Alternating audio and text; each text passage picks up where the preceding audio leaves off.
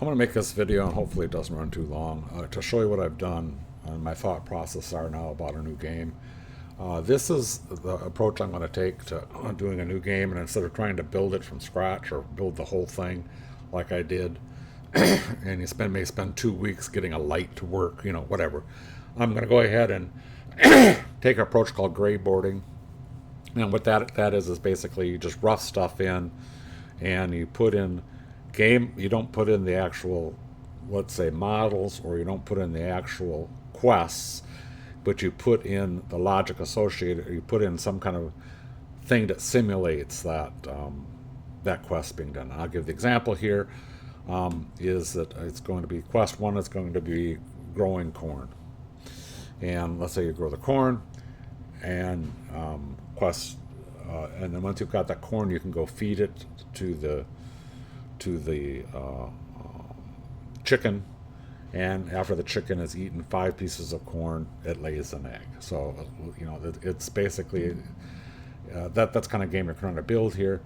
And then rather than build all the chickens and all the eggs and all the corn meshes and mess around with that and how to interact with that, I'm taking a simple way out here of building the game logic inside of Unreal Engine instead of doing it in, say, like a spreadsheet or something like I thought about doing when we were talking about doing it before. I decided to figure out how to do it in the game, and the process called greyboarding. So here it is. So basically what I've got here is I've got a trigger, and a trigger is going to simulate an event being done. So this first trigger I'm going to set up is going to simulate the growing corn. You know what I'm saying? And then there's an action that says growing corn, and the second one's going to represent if there's 5 pieces of corn that you've grown and you fed it to a chicken, a new chicken would lay an egg. The chicken would lay an egg. So that's kind of approach here. So you'd lay out all these pieces of game logic, which were kind of already identified here, right? I mean, some of them were. They're called activities here, or quests, and how they're interacted.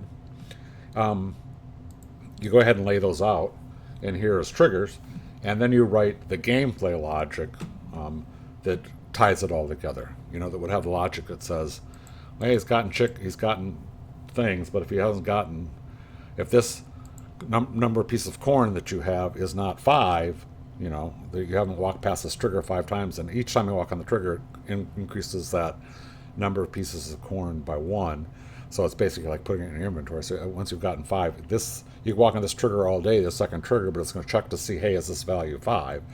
And if it's less than 5, it's not going to lay the egg. So that's the whole thought process: is you can lay out the game with just this whole set of triggers here, or other kinds of events too that will simulate what the gameplay will be. So that way you can kind of tune the game and test play the game without having any of the artwork done, or any of the programming that has to be done to make things look like they're doing something. This is just pure logic simulation of the game, and that's done over in code, obviously. And the way that I'll do that is, and you could do this, by the way, inside of with some of the devices as well, but I'm doing it in verse because that's what I'm comfortable with. And here it is, real quick again. So I've got, I'm not going to get into this. This is a version of what I showed a couple weeks ago, but basically what I've got is I'm keeping track of a number of things.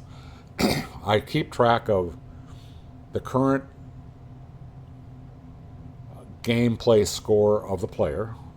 How many eggs they got. How many pieces of corn do they have so far, or how many eggs would they have. It keeps track of all the things that are important for gameplay. So it keeps track of that, and it stores it in a separate class attached to each player.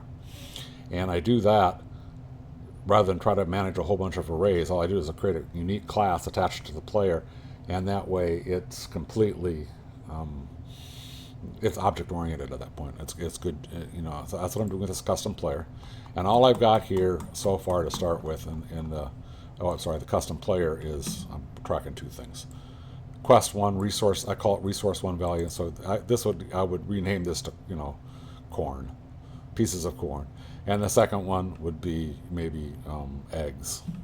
Um, the So that's all there is to this, and this is session based. So every time you start the game again, they start at 0. You know what I'm saying? So it doesn't remember. If it's only session based, it doesn't remember when the next time you start the game.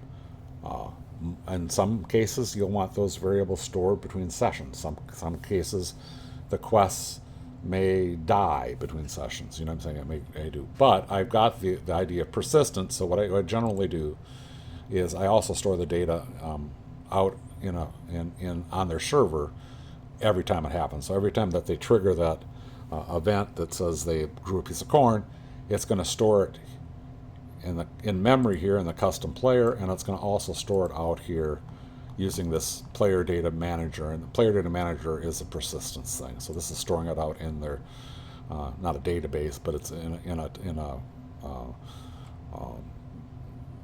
name value pair table with all the variables here. So here's those two variables again. Basically, they're 0 to start with, but what I do is I store them out on the server in something called a map, which again is the for each player, it's got an attached player states table, which has only got 2 variables here. So this down the road, like I'm talking about these variables, you might have 50 in a game or 100 in a game, so that you just keep adding those variables as you need them in the game, and growing this class because of that. The other thing that this class does is it's got the what happens when a player comes, you can initialize all the players. So if I needed to, I could call that case, and I could also initialize just a given player. Now, what I do is I call on spawn. I call this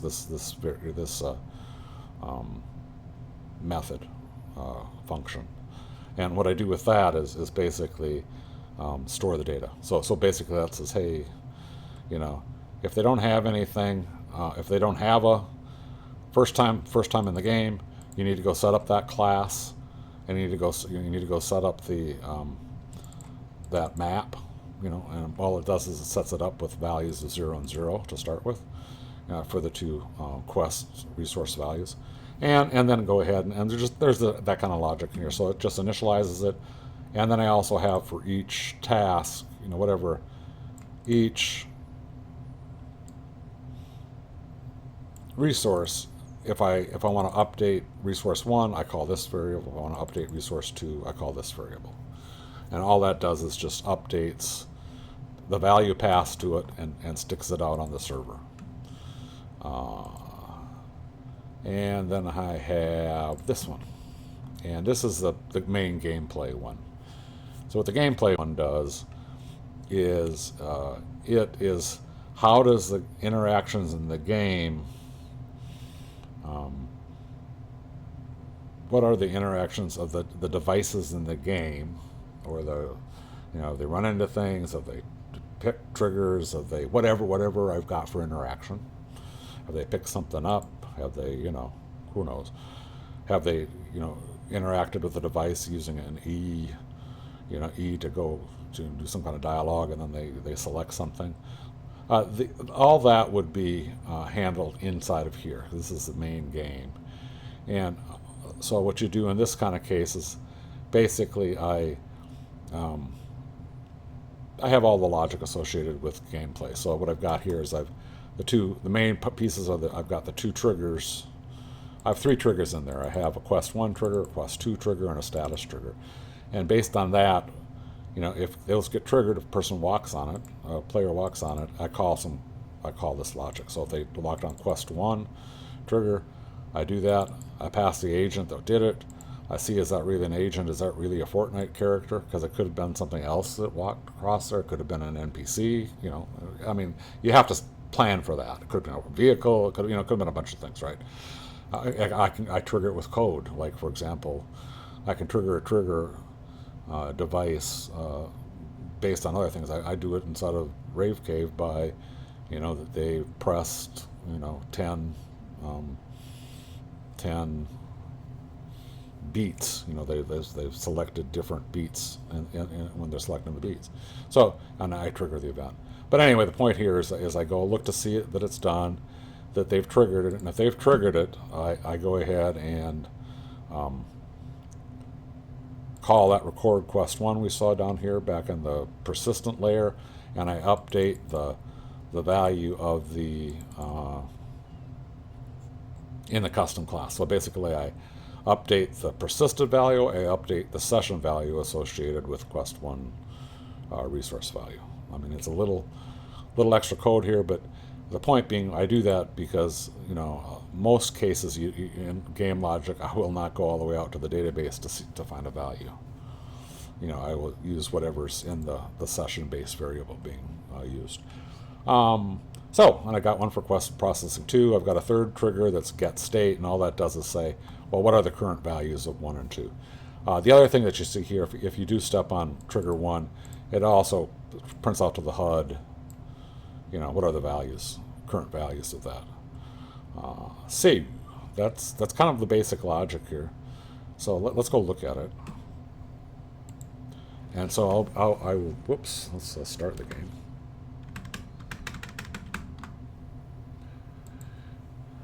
Hopefully it starts pretty quick. Should. Yeah, there it is. It's already loaded up. I put my player, I found what my player is, and I decided to display that. So I'm going to go do this one, and this one will be simulating I got an egg. So, and see how it writes on the HUD there. It says the value is 1. And if I go here, and here, it says the value is 2. So I got like 2 eggs. And then if I whacked one over here, this is like I was trying to feed the chicken. Now, I don't have that logic in that says, because this is not an example of, let's say, if you had to have 5. But it's the whole idea is that I would do that in the gameplay, the game manager. I'd have some logic that said, hey, is this value 5? But right now I don't have that. So this is just going to prove that it would update the egg count as well. So, and you'll see that the quest 2 resource value is 1 now. And if I want to cross there, that would be 2. It would be 2. Yep, now they're 2. They're both 2. Now if I step on this one, this is the one that says, oh, what are the values? And all it does is printed them out on the left-hand side there. It does. I didn't put that on the HUD. I could have. So that's how that works, and that's how I will start setting stuff up now to test game logic. Now if I go look at one thing I can do here is I can end the game. And let's go back here real quick. And I'm going to start the game again. And you'll see when it walks in here, or when it starts, this game started. I'm Music Oasis again. So I've come back in. So I've come back into the game and started a new game. Now, it's going to remember, if I walk on here, there are 2 and 2, so will this be 0? Or it should remember that those were 2 and add 1 to the first resource. And it did. So see what that means is that means it did store, it got it from the database, or got it from their server. It got the current values, even though I had logged out and I wasn't even in the game and I started a new session. So that's to prove persistence. And that's pretty much where I got to. Now I will go design the game, you know what I'm saying, and start doing other stuff and proving stuff as well. The other thing I wanted to show here is one of the things that you'll do for this. I've learned a new thing that's just brand new called notes. And what you can do is you can attach notes to things. And so this is like putting little sticky notes inside of the editor. And so I will do one press. I'll do that. I will do this one here. This was show the current values. Show the current values. So I would right click and I can say add an anchored note, so it'll connect it to this. This is show current quest resource values, and you can create, boom. And so it's created that note. So, and then if I exit out, if I do that, it makes it big. And if I exit, exit just turns it into like a little sticky note that's attached to it. And see if I've attached these other two here and so on.